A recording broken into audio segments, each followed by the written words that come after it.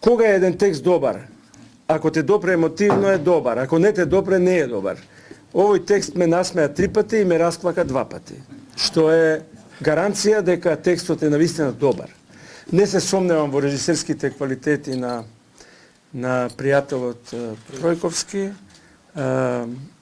Затоа знам дека е најдобар режисер во моментов, не само македонски, туку и регионален, веројатно.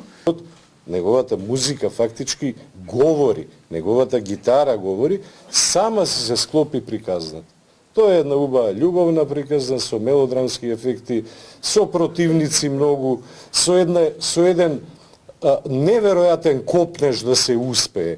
Затоа што човекот е копнеж, одземете му го копнежот на човекот и ќе добиете животно. Па дури и животните имаат некој од нив копнеж.